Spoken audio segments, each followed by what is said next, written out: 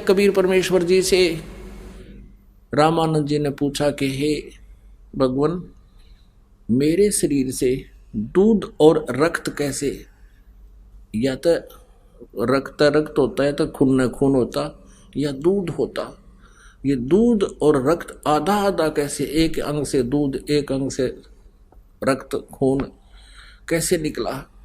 तब परमेश्वर ने बताया कि हे प्रभु, हे स्वामी जी, पहले आप केवल ब्राह्मणों को दीक्षा देते थे और अन्य यानी शूद्रों को, अन्य जाति वालों से आप नफरत करते थे। वो तो आपने पहले ही इस दास पर दया कर दिया, अपना शिष्य बना लिया था। अब आप मुसलमानों से नफरत करते हो, इसलिए आप अभी कंप्लीट नहीं हुए हो, आपका मोक्ष अधिकारी नहीं हुए हो। हिंदू और मुसलमान दो नहीं गुरुदेव, हम एक पिता की संतान हैं, उस एक परम पिता के घर से आए हैं। आज कोई हिंदू है, कोई मुसलमान है, भगवान के दरबार से हम एक जैसे आए थे। ये हमारी जो है ना अपनी कमजोर सोच है को 1.5 घंटे तक प्रवचन किया। इस धर्म की खाई को आटने के लिए 1.5 घंटे तक प्रवचन किया कि गुरुदेव आप मोक्ष अधिकारी नहीं हो सकते जो आपके दिल में ये नफरत है। तब रामानंद जी खड़े हुए।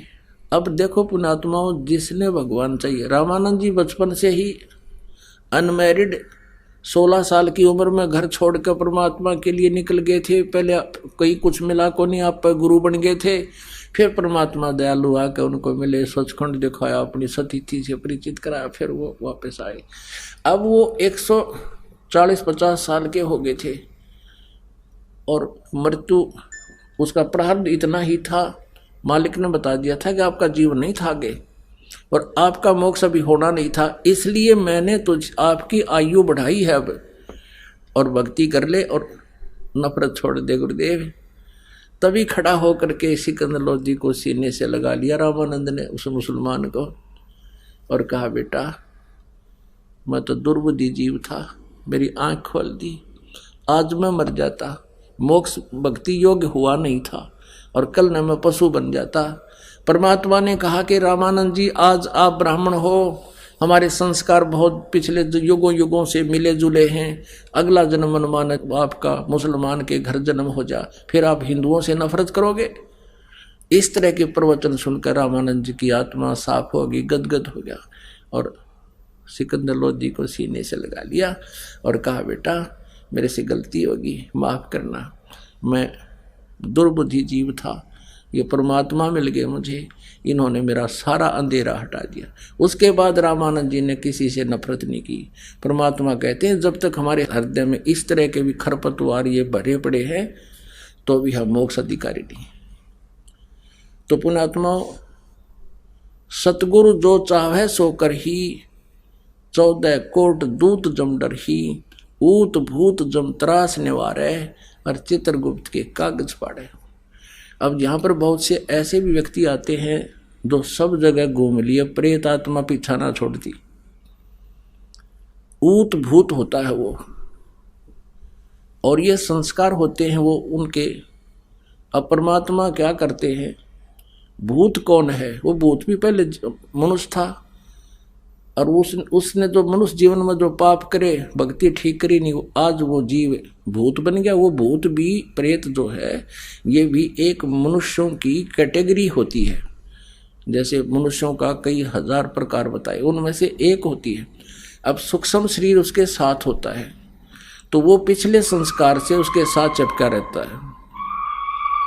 अनोखी नो बात सब आई के सत्य है, बिल्कुल नो कहा ऐसा ही है। अब परमात्मा के यहाँ दरबार में आने से परमात्मा उनके भी संस्कार अलग अलग कर देता है। सभी प्राणी उसी आत्मा के, परमात्मा के हैं, चाहे कोई पितर है, कोई प्रेत है, कोई देव है, दानव है, जीव है, चींटी है, सबका उद्धार चाहता है। तो परमात्मा कहते हैं सतगुरु जो चाहे सो कर ही, 14 कोट जम के दूत उस परमात्मा से डरते हैं और ऊत भूत जम त्रास निवारे, और चित्रगुप्त के कागज पाड़े। अब चित्रगुप्त के कागज पाड़ना मासा घटे ना चल बधाए विध ना लिखे जो लेख, और सच्चा सतगुरु मेट के ऊपर मार दे मेघ। वो सच्चे सतगुरु पूर्ण परमात्मा कबीर जी अपनी प्यारी आत्मा का दुख भी दूर करें, जैसे सिकंदर लोधी के प्रारब्ध के अंदर वो पाप कर्म के कारण उनके प्रारब्ध में लिखा हुआ था, उसके जीवन में लिखा हुआ था, उसको कोई काटनिया नहीं था। ना ब्रह्मा जी काट सकते, ना विष्णु जी काट सकते, ना शिव जी काट सकते, ना ब्रह्म ना पर ब्रह्म, केवल परम अक्षर ब्रह्म कबीर देव ही हमारे जो प्रारब्ध के अंदर पाप कर्म के कारण कोई आपत्ति आनी होती है उसको भी नाश कर सकते हैं और हमारी आयु भी बढ़ा सकते हैं। सच्चा सतगुरु मिटाकर आपकी आयु का मैं कहते हैं उसको परमानेंट बढ़ा दे, फिर उसने कोई नहीं मार सकता वहां तक दे नियम में ठीक रहेगा तय, और ऊपर मार दे मेघ, यानी एक्सटेंड कर देगा, उसने कोई छेड़ दिया नहीं फिर जब तक आप मर्यादा में रहोगे। तो इस प्रकार कहते हैं सतगुरु के दरबार में कमी काहे की ना, अनसा मौज नहीं पावता से तेरी चूक चाकरी में। अगर आपको कोई लाभ नहीं हो रहा है तो अपनी त्रुटि देखे, भाई मेरे से कोई गलती तो नहीं बन गई, साधना में कोई कमी तो नहीं है, फिर देखो अपनी त्रुटि ठीक करके और मर्यादा में रहते हुए साधना करो भगवान की, और फिर देखना उस परमात्मा की कृपा। पुण्यात्माओं आप सच्चे दिल से लग जाओ एक बार। कारण क्या होता है, यहाँ लेट लाभ जिसको मिलता है, जिसको देर से लाभ प्रारंभ होता है भगवान के दरबार में, उसका एक कारण होता है। एक तो ये कारण होता है कि उसका विश्वास ना होता है यहाँ का, और दूसरा कारण ये होता है कि हम मर्यादाहीन हो जाते हैं। यहां से हम नाम सुनकर नाम लेकर गए, किसी ने बहका दिया कि वहां जाते ठीक होगा, तो आप ये सोचते हो चल वहां चल लेते हैं, तो यहाँ का लाभ समाप्त हो गया, आपका नाम खंड हो गया। जैसे हम कनेक्शन लेते हैं बिजली का और वो कनेक्शन कट गया किसी कारण से, तो उस बिजली से जो लाभ होना था वो बंद हो गया आपका, तो फिर बेशक बटन दाबते रहियो, स्विच ऑन करते रहियो, कोई लाभ नहीं होगा। फिर मंत्र भी करते रहना, जिसका नाम खंड हो जाता है, परमात्मा का पावर का कनेक्शन कट गया। तो ऐसे हम लेट हो जाते हैं। यहाँ नाम उस समय ले जब आपका पूरा विश्वास हो जाए, ज्ञान अच्छी तरह समझे, और फिर आन उपासना नहीं करे। परमात्मा कहते हैं 100 वर्ष सतगुरु पूजा एक दिन आन उपासी, वो अपराधी आत्मा फिर पड़े काल की फांसी।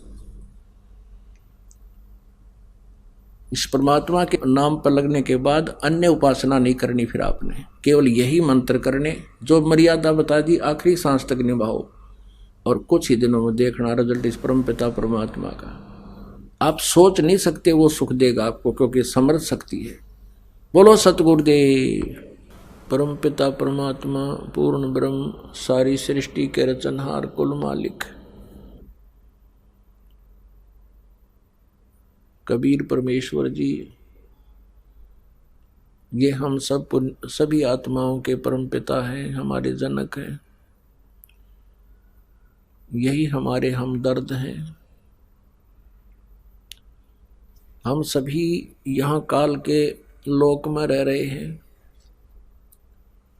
जो स्वयं गीता जी अध्याय नंबर 11 के श्लोक नंबर 32 में श्री कृष्ण जी के शरीर में प्रवेश करके बोल रहा है कि मैं काल हूँ और सभी लोगों का नाश करने के लिए अब प्रवृत्त हुआ हूँ, अब प्रकट हुआ हूँ। पुण्यात्माओं, जहाँ का भगवान खुद नौका मैं इन सब को खाऊंगा, देवताओं को भी खा रहा है, ऋषियों को भी खा रहा है, और उसी की स्तुति भी कर रहे हैं, हमें बख्श दो, हम पर रहम करो, मंगल हो मंगल हो। तो जिसमें इतना रहम नहीं वो भगवान कैसे हो सकता है? जहाँ जिस लोक में जिस स्थान पर हिंसा होती हो, यानी जीव की मृत्यु हिंसा ही है, ये कोई जवान मर रहा है, कोई वृद्ध मर रहा है, कोई बेटी कोई बेटा। अक्षेत्र के अक्षेत्र नष्ट हो जाती है। और यहां हम सुख की खोज कर रहे हैं। हम बिल्कुल बालक हैं, हम नादान बुद्धि के प्राणी हैं। तत्व ज्ञान के अभाव से हम ज्ञान नेत्रहीन हैं। हम उस वस्तु की खोज कर रहे हैं जो इस 21 ब्रह्मांड में नहीं है। वो सुख जहां मृत्यु ना हो और जहां पर कोई आपत्ति, किसी प्रकार की प्राकृतिक आपदा ना हो, जहां किसी वस्तु का अभाव ना हो, किसी पदार्थ का अभाव ना हो, कोई कष्ट प्राणी को ना हो, वो स्थान सतलोक है। उसे सनातन परम धाम भी कहते हैं। वहाँ पर हमारे परम पिता परमात्मा, हमारे जनक, हमारे स्वामी रहते हैं। वहाँ पर और भी असंख्यों हमारे भाई बहन वहाँ रह रहे हैं। हम कर्महीन इस काल के ऊपर आसक्त होकर हम फूटे भागों वाले इसके साथ आ गए। जब हम वहाँ से आए, हमारे अंदर विशेष दया थी, भक्ति भाव था और हम बहुत पुण्यों से युक्त थे। बहुत हमारे साथ भक्ति की शक्ति थी। हमसे कैसी गलती बन गई। एक समय एक सड़क का निर्माण हो रहा था, सड़क का, रोड का, और वहाँ पर एक बहन अपने बच्चे को कपड़े में बांध कर, जैसे पालना सा बना देते हैं, उस कपड़ा बांध कर कपड़े वाले उसमें लेटा रखा था और वहाँ मजदूरी कर रही थी, रो रही थी। जब वो रेस्ट किया उन्हें दोपहर में, उससे पूछा कि बेटी क्यों रो रही है बहन, क्या कारण है। उसने बताया कि मैं बहुत बड़े यानी अच्छे धनवान पिता की बेटी थी और जिससे मैंने लव मैरिज कर ली, ये हमारे वहाँ नौकर था। मैं 18 साल की होगी थी, लेकिन अकल में बालक थी। मेरा इससे संबंध हो गया। घर वालों ने बहुत मना किया, बहुत समझाया, बेटी बहुत दुख पाओगी तू, क्योंकि माता पिता को भविष्य का पता होता है। बालक अनजान होते हैं, भावुक होकर अपना जीवन नष्ट करने को तैयार हो जाते हैं। इनको कोई समझाने वाला हो कि तुमने शादी करवानी है तो शादी माता पिता के करे को नहीं, और वो सूझबूझ से करेंगे, तेरा भविष्य देख कर करेंगे, पर नहीं मानी। मैं अब इसके साथ घर वालों के पीछे से भाग गई। मैं काफी पैसा भी लेकर आई थी।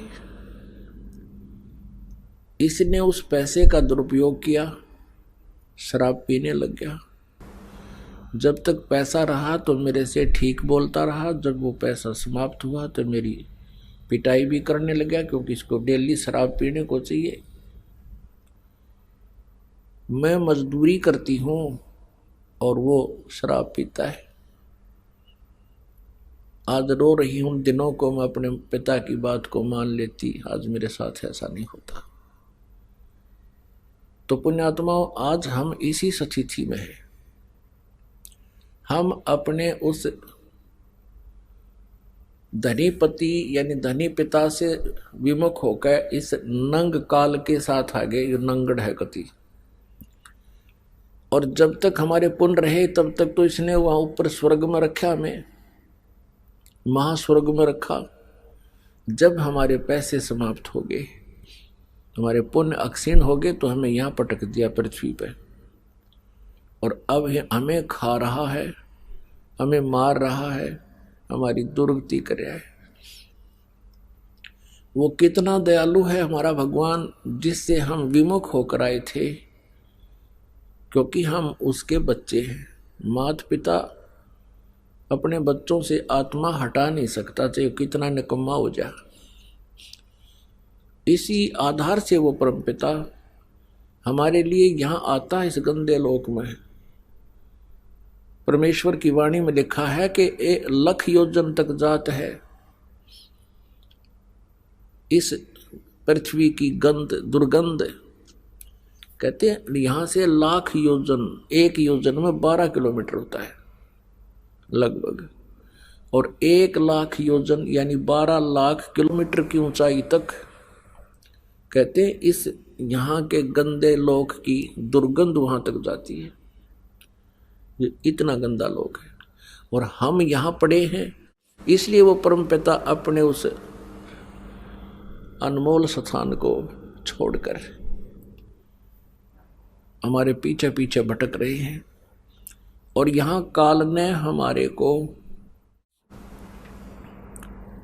यहाँ गुमराह कर रखा है, हमारे ऊपर नशा कर दिया।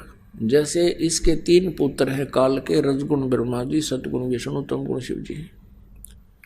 इन तीनों को एक एक गुण युक्त कर रखा है इसने। अब इन ब्रह्मा विष्णु महेश का भी कोई दोष नहीं, क्योंकि जैसे मिर्च का गुण जैसा है उसके अंदर से वैसा ही उसका प्रभाव दूसरे पर पड़ेगा। जैसे ये भगवान रहते हैं अपने लोकों में, ऊपर विष्णु लोक में विष्णु जी, शिव लोक में शिव जी और ब्रह्मा लोक में ब्रह्मा जी। लेकिन इनसे निकल रही जो तरंगे हैं, इनसे निकल रही जो रेंज है, उनके एक एक गुण की हम इस पृथ्वी पर बैठे प्राणियों को प्रभावित कर रही है।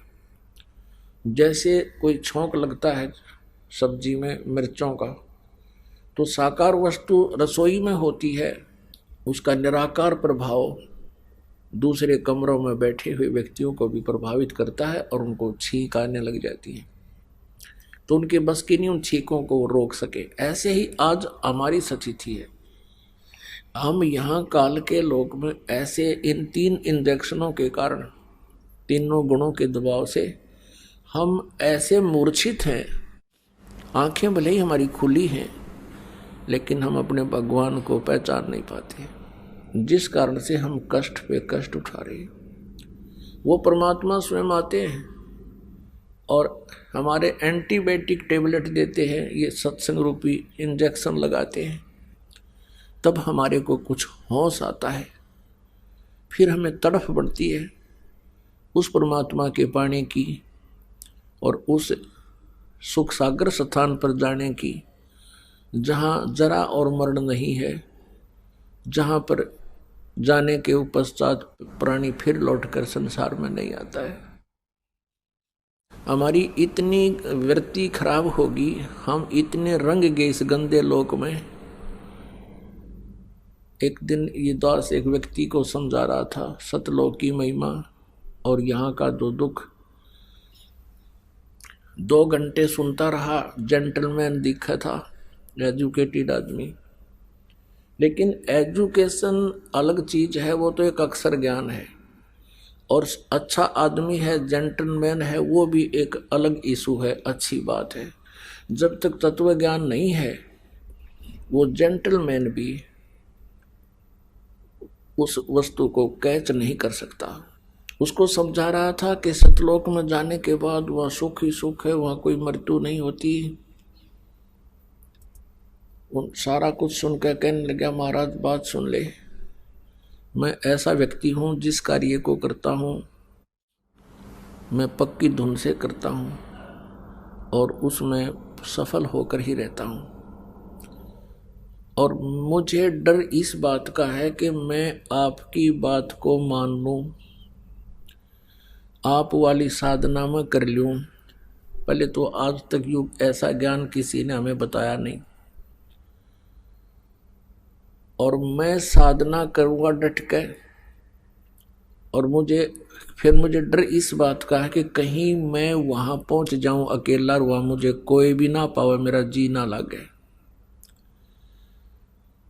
इसलिए मैं ये साधना करूं नहीं, मैं तो यहीं रहूंगा। मैंने कहा भैया एक बात बता, यहाँ आज आप मनुष्य हो, अगला जन्म आपका कुत्ते का बन गया, गधे का बन गया, तो यहाँ के टिंडे लेगा तुम?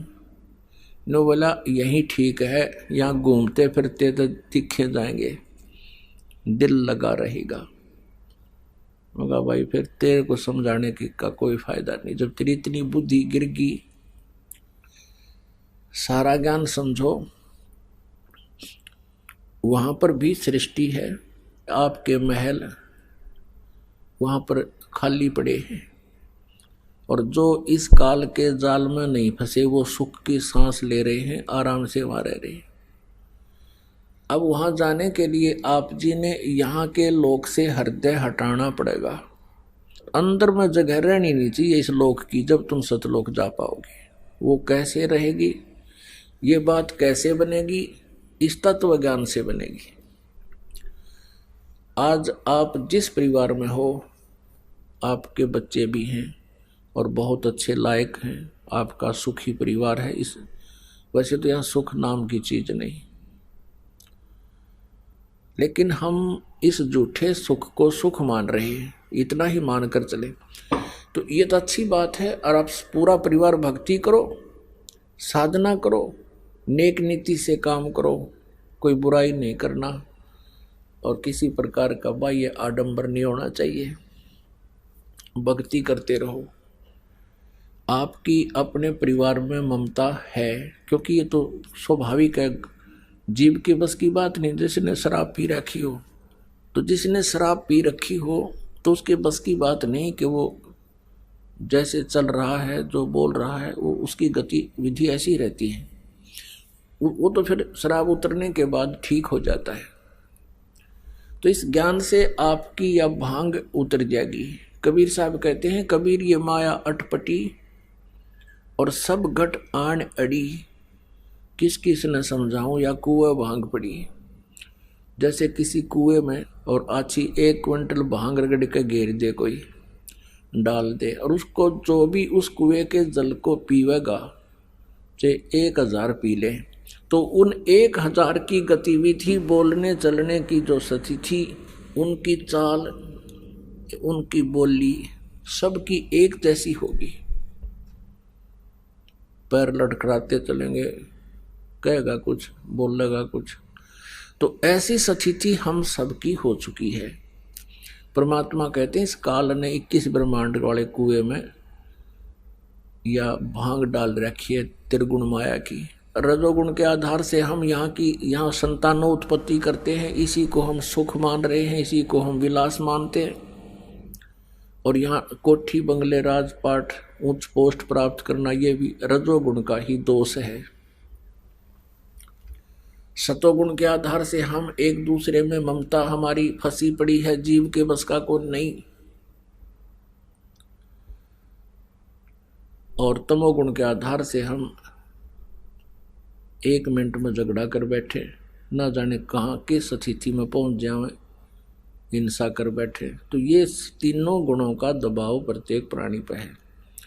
तो हमने इस स्थिति को समझना है कि जैसे आप जी का परिवार है, इस ज्ञान से आपकी ये भांग उतर जाएगी, कम हो जाएगी। फिर आपको ये याद रहना चाहिए कि ये जो संतान है ये आपकी नहीं है। अपने आत्माओं, आप सुनते आए हो कि जगत का और भगत का सदा बैर रहा है, क्योंकि उनके विचारों में विरोध रहता है।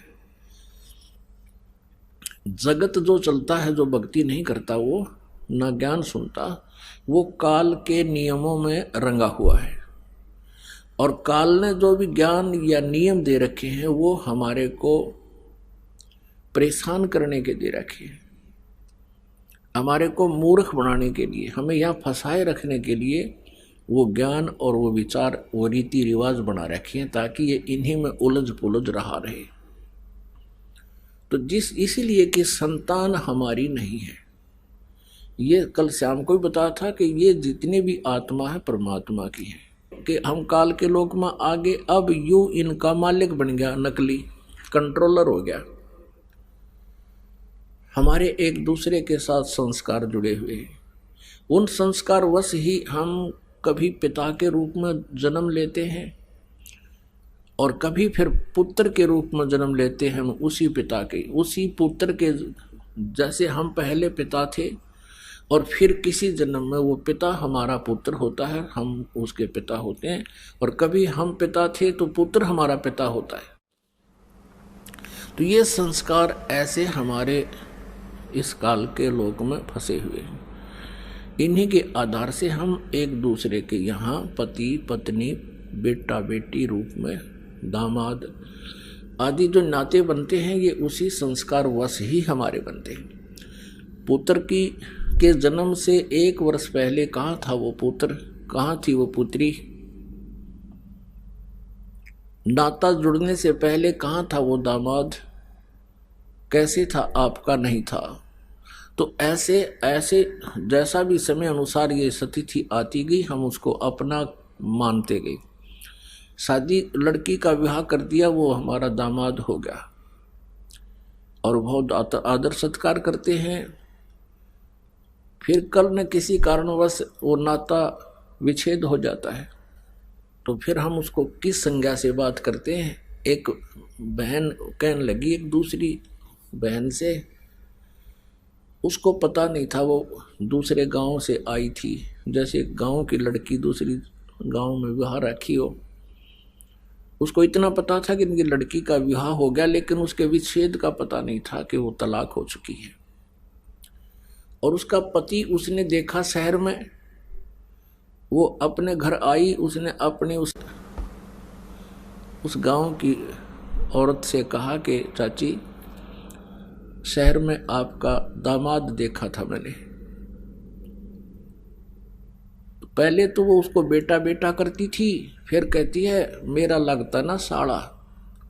वो तेरा गजब हुई है, पहले तो बेटा था, ये मेरा लगता ना साला। उसने हमारी लड़की छोड़ दी। तो हमारे ऐसे नाते हैं, अस्थायी जोड़ जुगाड़ है। तो ऐसे ही हमारे बेटा और बेटी माता पिता के नाते हैं। तो ये जो नाता हमारा जुड़ गया, इसको निभाएंगे हम। जैसे विवाह कर दिया बेटी का, तो वो दामाद है तो दामाद है ही है, हर नियम का पालन करते हुए, हर तरह उसको हर व्यवहार से खरा रहे उस नाते में। तो इसी प्रकार हम जब तक पिता पुत्र बेटा बेटी का हम रोल कर रहे हैं, तो वो तो हमने सही करना पड़ेगा। ये भी इस भक्ति मार्ग का एक प्रथम नियम है कि कब फिर तोड़े वणिज व्यवहार। हमने व्यवहार में भी खरा रहना है और बिजनेस के अंदर भी, लेन देन में किसी के साथ चीटिंग नहीं करनी। हम साधु नहीं रहेंगे। तो जब तक हम यहाँ हैं तो हम इनके एक हमारा ग्रुप है, परिवार है। लेकिन ये याद रखे कि कल मृत्यु होगी तो ना मैं इनका और ना ये आपके। अपने अपने संस्कारवश कोई कहीं जन्म लेगा, कोई कहीं जन्म लेगा। अब ये ज्ञान जो है ये सच्चाई है। और आप इतने बालक हो, आप इतने बच्चे हो, अभी बालक बच्चों का तात्पर्य कि आपको ये ज्ञान नहीं है, अध्यात्म ज्ञान नहीं है, तब तक आप ये इस दास के ज्ञान को सुन भी रहे हो और आप इसको नकार भी नहीं सकते, क्योंकि आपके गुरु जी कह रहे हैं। क्योंकि गुरु जो ज्ञान देते हैं वो गलत शेष नहीं मान सकते। तो आपकी स्थिति अभी ऐसी है जैसे छोटा बच्चा होता है और पिताजी कहीं कोई कार्य कर रहा है और वो पेन रखा है कहीं पर, उठा के वो बच्चा कहता है पिताजी, पापा ये क्या है? वो कहता है पेन है बेटा, पेन। वो कहता है पेन, पेन, पेन है ये। वो लड़का उसको समझ नहीं पा रहा है, इसलिए ए यानी प्रश्नवाचक शब्द बोल रहा है, वो ए करता करता उसको रख ही जाता है। अब वो ये समझ भी नहीं पा रहा कि ये पेन है, और नकार इसलिए नहीं कर रहा कि पिताजी कह रहा है। और जब वो बच्चा बड़ा हो जाता है, उसकी बुद्धि भी मैच्योर हो जाती है, युवा हो जाती है, फिर उसको कहते हैं कि बेटा वो पेन ला उठा के, वो दौड़ा जाता है और पेन उठा के ला के पिता को दे देता है। तो आज आपकी स्थिति इस ज्ञान को जो दास बोल रहा है, इसको समझने में उस बालक जैसी है। ये दास जो कह रहा है ये सच्चाई है, लेकिन आपके यह बात घर नहीं करेगी जल्दी सी, और आप नकार भी नहीं सकते। नकार इसलिए नहीं सकते, गुरुजी कह रहे हैं, और स्वीकार इसलिए नहीं कर सकते क्योंकि आपकी बुद्धि बालक है, आप बालक जैसी बुद्धि के हो। हमारी काल ने ऐसी बुद्धि कर रखी है एक दूसरे में मोह ममता की। जैसे एक भैंस का बच्चा मर गया और उसमें क्या करते हैं व्यापारी लोग, उस भैंस के बच्चे का अंदर का सारा सामान निकाल देते हैं। ऊपर का वो चाम और बाल सहित चाम होता है या खाल ऊपर की, उसके अंदर भूस भरवा देते हैं किसी चरम का अर्थ है, और उसकी दूम छोटी सी दूम लटकती रहती है और आगे मुंह भी नहीं होता, वैसे बना रखा होता है ऐसा। और वो उस भैंस के पास रख देते हैं। वो भैंस उसको अपना बच्चा मान लेती है और उसको लेकर के चल पड़ता है व्यापारी। भैंस उसके पीछे पीछे र्या र्या करती हुई चलती है कि मेरा बच्चा चल रहा है। अब उस भैंस की इतनी बुद्धि काम करती है कि ये मेरा बच्चा है, उसको दिखाई नहीं देता कि इसमें तो ये भूस भर रखा है, ऊपर चाम है इसके। अब उसके बस की बात नहीं है। तो पुण्यात्माओं, हम यहाँ जो नाते बनाए बैठे हैं, इस काल ने हमारे को इतना धोखे में रखा हुआ, इतनी बुद्धि बना दी। ये क्या शरीर है मेरा, प्रत्येक का देखो। आपने कोई कुत्ता मरा हुआ देखा हो सड़क पर एक्सीडेंट के कारण, उसके अंदर से उसका सारा मटेरियल बाहर पड़ा होता है, निकला हुआ, उसकी तरफ देखा भी नहीं जाता। आंत न्यारी, मांस न्यारा, टट्टी अलग से है, उसका वो चाम रगड़ रखा होता है सड़क के ऊपर। अब वो मटेरियल आपके और हमारे और बच्चों के अंदर ऊपर चाम में मंड के पैक कर रखे, और इसमें हमारी कितनी ममता है। अब इसको आगे ज्यादा ना कहूं, समझदार को संकेत बहुत है। तो जब हमारे आप मैच्योर हो जाओगे, उसके बाद फिर आपका ये जो आज आपको ज्ञान दिया है, ये आपको भूल तो पड़ नहीं सकती, याद तो अवश्य रहेगी, लेकिन आपकी इसके ऊपर स्थिरता कब आवेगी, उसमें समय लगेगा। कैसे लगेगा कि आप भक्ति करते रहो, परमात्मा ने जो क्रियाएं बताई हैं वो करते रहो, दान धर्म भक्ति। इससे क्या होगा कि जो इस गुणों का प्रेशर इतना है, ये धीरे धीरे कम हो जाएगा। हमारे अंदर भक्ति का प्रेशर बढ़ जाएगा और फिर बुद्धि को वो प्रेशर स्थिर करने लग जाएगा। और एक समय ऐसा आएगा कि आपको ये सभी ऐसा नजर आएगा कि हम सचमुच गलत स्थान पर रह रहे हैं। फिर एक कृपा और होगी आप पे, जब वृद्ध हो जाता है इंसान। अब जैसे भक्तिहीन प्राणी भी वृद्ध होगा और भक्ति करता हुआ व्यक्ति भी वृद्ध होगा, ये तो नेचुरल है। जो भक्तिहीन वृद्ध होगा उसकी तो दुर्गति होगी। वो क्या सोचता है वृद्ध अवस्था में, क्योंकि वृद्ध अवस्था में क्या होता है, जैसे अपना तो लड़का लड़की कहीं और की, वो हमारे घर आवेगी, तो उस लड़की का जो व्यवहार कैसा रहेगा उनके प्रति, ये तो उस बेटी के स्वभाव पर ही डिपेंड करता है। फिर क्या होगा, वृद्धावस्था में कुछ कहा सुनी अवश्य हो जाती है, कभी बच्चा भी बोल देता है, कभी पुत्र वधू भी कह देती है। तो फिर क्या याद आते हैं भक्तिहीन प्राणी के उस माता और पिता को, एकांत में बैठकर रोते हैं कि देखो हमने इनको ऐसे पाला पोसा, इनकी कितनी हमने सेवा की है, और देखो कितनी मेहनत से इनको पाला, आज हमें क्या सुनने को मिल रहे हैं। वृद्धावस्था में क्या होता है कि बूढ़ा आदमी अपने अनुभव को अपने बच्चों को बताने की चेष्टा करता है, और वो कोशिश करता है कि बालक मैं कहूँ ऐसे ही करे। लेकिन उस वृद्ध की अवस्था में और बच्चे जब जवान होते हैं तब तक बहुत समय बीत चुका होता है, तो बच्चे अपने समय के अनुसार बाहर के समाज को देखते हुए अपने कर्म क्रियाओं को करते हैं, जो उस बुजुर्ग को पिता को गंवारा नहीं होते, जिस कारण से वो बात बात पर उन्हें टोका टाकी रखे। यूँ कहेगा तुम तो नाश करोगे, तुम ऐसा करते हो, हम तो ऐसा करते थे, हम कभी ऐसा नहीं करते थे। शुरू में हमने देखा कोई गांव में ये टूथपेस्ट ले आता, तो उसको टूथपेस्ट कौन लाता, जो नौकरी वाला हो या कोई बाहर शहर में रह रहा हो, तो उसके बारे में बातें बनाया करते, देख नाश करेगा, ये तो पता नहीं क्या बन गया। तो इस तरह की हमारी जो नेचुरल सोच होती है, इस तरह की सोच बनी ही रहती है।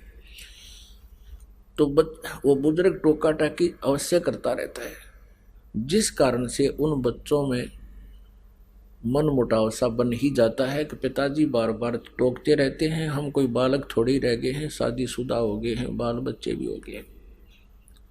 तो इस तरह का जो माहौल बिगड़ता है, वो भक्तिहीन प्राणी, ज्ञानहीन बूढ़ा वृद्ध या जो है ना एक न्यारी खराबी करा करे, एक विशेष अशांति का कारण बनता है। एक समय क्या हुआ कि एक वृद्ध मृत्यु को प्राप्त हो रहा था और उसकी जुबान बंद हो गई। उसके बच्चे निकट आए, क्या हो गया पिताजी को? पिताजी कुछ ऐसे संकेत कर रहा था, ना हाथ हिल रहे थे ना जीभ उठ रही थी, ऐसे संकेत कर रहा था। अब उन्हें सोची कि पिताजी कुछ बताना चाहते हैं। उनको ये शंका होगी कि पिताजी कहीं धन दाब रखा है, धन यानी पैसा या सोना आभूषण दाब रखे हैं कि तो जमीन में। पहले ऐसे ही करते थे, चोरों के डर से जमीन के अंदर पैसे छुपा दिया करते थे। तो उस पशु जहाँ बांधा करते, पशुओं के नीचे स्थान खोद कर गड्ढा उड्ढा दाब देते, ऊपर ऐसा करते थे किसी को पता नहीं लगे कहाँ दाब रखे। तो ऐसे जहाँ पशु बंधते थे उस साइड में ऐसा कर रहा था। अब बच्चा ने सोची पिताजी कुछ बताना चाहते हैं, कुछ पैसा इन्होंने छुपा रखा है, मृत्यु होगी और ये व्यर्थ जाओगा। उस गांव में एक व्यक्ति था, वो ऐसा इंजेक्शन लगा देता था कि यदि श्वास शेष हैं उसके तो उसकी जीभ उठ जाती थी, वो बोल के 1-2 मिनट मुश्किल से वो बोल सकता था, जैसा भी 1-2 मिनट, और वो 500 रुपये लेता था। वो दौड़ के गया, एक जना उनसे लाया, डॉक्टर को बुला के कि हमारे पिताजी के वो इंजेक्शन लगा दे जिससे ये बोल पड़े। उसने 500 रुपये रखवा लिए, 500 रुपये दो पहले, 500 रुपये ले लिए, उसके इंजेक्शन ला दिया। वो बूढ़ा ठीक हो गया, बुजुर्ग। तो लड़के कहने लगे, हाँ पिताजी पता क्या कह रहे हो, जल्दी बताओ जल्दी बताओ। कहने लगा, रे तुम कित मर गए, यो गाय का बच्चा झाड़ू खा ली, देख तुम कहाँ नाश करोगे मेरा मरे पास है। ये झाड़ू खा ली गाय के बच्चे ने। नो कहेगा बूढ़ा तो मर गया। अब वो लड़के बोले, बाबू या झाड़ू 500 रुपये में पड़ेगी तेरी, वो तो गया बुढ़ा मर गया। अब हमारी एक तो यह स्थिति होगी बुढ़ापे में जो भक्ति नहीं करते, हम चाहेंगे बच्चों का लाभ करें, वो होगी आनी, क्योंकि उस स्थिति बदल चुकी होती है। और जिस घर में भक्ति नहीं वहां कलह रहती है। परमात्मा कहते हैं मतलब के बिना कोई नहीं प्यारा, स्वार्थ के बिना कोई नहीं प्यारा, जब तक बैल चले हड़िए में तब तक डालें चारा, जब तक बैल चले हड़िए में तब तक डालें चारा, वृद्ध होवे जब नाथ काट दे वो घर घर लाठे खारा, स्वार्थ के बिना या कोई नहीं प्यारा। फिर क्या बताते हैं, भाई वृद्ध होवे जब पड़े खाट में सुने वचन खारी, वृद्ध होवे जब पड़े खाट में सुने वचन खारी, कुत्ते तावण का भी सुख को ना ये छाती फूकण हारे, मतलब के बिना कोई नहीं प्यारे। अब क्या होता है, जैसे बुढ़े की या बुढ़िया की घर कहाँ सीटिंग होती है उसकी, कहाँ गेट के ऊपर है, और वहाँ कुत्तों की रखवाली करते हैं, कुत्ता कोई घर में ना बढ़ जाए। पुत्र वधू जाती है कहीं जल लेने बाहर खेतों में या चारा लेने, और पीछे तो कुत्ते बढ़ के दूध खराब करके, कोई रोटी खराब करके, वह पुत्र वधू आई, भीतर देखा तो उसने देखा कि तो कुत्तों ने सारा काम बिगाड़ रखा है। तो फिर बुढ़िया पर गुस्सा उतरा करे, अब तुमने मेरी छाती फूक दी, मेरा लहू सुखा दिया, तुम्हारा इतना सुख भी को नहीं, तुम कुत्ते ता दो, कुत्तों को हटा दो। कहते कुत्ते तावण का भी सुख को ना, तुम छाती फूकना रे। अब फिर वो बुढ़ा बुढ़िया रो अकेले, उस पुत्र वधू का तो बोल रहे कोई ना, अगर बोलोगे तो शाम ने रोटी भी ना मिले।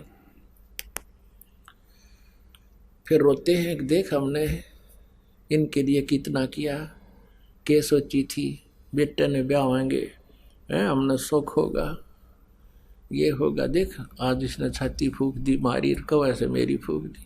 तो पुण्यात्माओं ये बेट नेचुरल है, यहाँ रो चाहे को राजी रहो, इस काल ने हमें इस प्रकार परेशान कर रखा है और ऐसे ही रहेंगे। इसके विपरीत जो भक्ति करते हैं, परमात्मा का नाम लेते हैं, इस परमेश्वर की शरण में रह रहे हैं, तो उनकी स्थिति में फर्क पड़ जाएगा। क्योंकि यदि बच्चे भी भक्ति में लग जाए तो फिर तो मिनी सतलोक हो जाएगा आपका घर, ये सत्कर मान लेना। अब जैसे आप वृद्ध होंगे, बच्चे युवा होंगे, इनका विवाह भी होगा, सारे काम होंगे, ठीक है। माता पिता का स्वभाव होता है कि अपने बच्चों को अपने अनुभव अनुसार गाइड जरूर करें, उनको बताओ बेटा ऐसे कर लो, ऐसा कर लो, और वो नहीं मानते हैं कि नहीं पिताजी ऐसा ठीक है, हम ऐसा करते, तो उसको ऑब्जेक्शन करने की जरूरत नहीं चाहिए। बुढ़ा अगर समझदार है तो कहना अवश्य चाहिए, क्योंकि हो सकता है कोई बात ऐसी भी हो जाए बच्चों के ना दिमाग में हो और वह बात सेट हो जाए पिता वाली माता वाली, और वो ऑब्जेक्शन करते कि नहीं ऐसे करेंगे, अच्छा बेटा कर लो, अपना माड़ा लेकर और करोट बदल ले, दूसरी तरफ मुँह फेर कर अपना मंत्र शुरू करते। और फिर क्या होगा कि परमात्मा की कृपा से भक्ति करने से पहले तो आपका शरीर ठीक रहेगा बुढ़ापे में, क्योंकि सारी उम्र के किए हुए पुण्य और पाप साथ तो रहते हैं युगों युगों के, तो वो बुढ़ापे में आकर फिर अपना सारा प्रभाव दिखा देते हैं। भगवान की भक्ति से फिर एक नारी शक्ति प्राप्त होती है, आत्मा और शरीर को कष्ट रहित भी होता है, और बच्चों के अंदर भी परमात्मा दयालु दया भर देता है, एक विशेष नम्रता आती है। वो डरते हैं मालिक से, कहीं पिता माता की आत्मा ना दुख जा, हमें पाप ना लग जा। तो उस दृष्टिकोण से भी ऐसा कोई कदम नहीं जल्दी से उठाते जिससे माता पिता को दुख हो। और उधर से माता पिता भी इतने समझदार हो जाना चाहिए इस ज्ञान से, एक बार प्रार्थना करे, नहीं माने तक अच्छा बेटा नो ऐसे देख लो, और फिर अपना मंत्र में ध्यान रखे। वो पिछले रंडरोने नहीं रोए, मन नो करार ना मानते हो फलाना, ये तो बकवादे हैं, ये तो काल का व्यवस्था है। इनको भगवान से दूर रखा है, मन में खरपतवार भरता रहे, इनके खुरापात बढ़े रहे, भक्ति ना करेंगे। तो इस ज्ञान से वो बात बनेगी। तो ऐसे हम अपने इस जीवन को भी सुखी करेंगे, परमात्मा को भी पाएंगे। तो पुण्यात्मा, हम यहां आकर के काल के जाल में हम फंस गए, और अंत समय में हमने यहां से जब चलना होगा, आपके ऊपर एक रहम होगा यूं भी कि बुढ़ापा कंपलसरी और आवश्यक है इस भक्ति के लिए। क्योंकि जब तक आप युवा हो, ये जो दास बोल रहा है ना, एक एक वचन ऐसे समझना जैसे अनमोल और सत्य। अब तक जब तक आप युवा हो, आपको पल की चैन नहीं है, भक्ति कर रहे हो, ये आपका सौभाग्य है, ये विशेष कृपा मालिक की आप है। लेकिन आपको इतनी कसक नहीं है, और जो कि तो आप ये काम अपनी क्रिया करते हुए, भक्ति करते हुए वृद्ध भी होगे, और वृद्ध होकर के फिर आपका शरीर भी शिथिल होगा। आपके शरीर में भी कोई छोटा मोटा ठूठा बनी रहेगी, कोई कष्ट आ गया, कभी जाड़ पड़वानी, कभी आँखें दिखना बंद हो जाए, नोडर रहेगा, ये भगवान का जानदा हो जाऊं, ये मालिक क्या, तो दूना भगवान याद होगा। और फिर आपको ये वचन जो आज दास बोल रहा है, ये उस समय सारे ऐसे हो जाएंगे जैसे रजिस्ट्री कराएं पाछो पक्का काम हो जाता है। आपको ऐसे दिखेंगे कति सच्ची कहे थे उस दिन, तब सेट होगी आपको यह बात।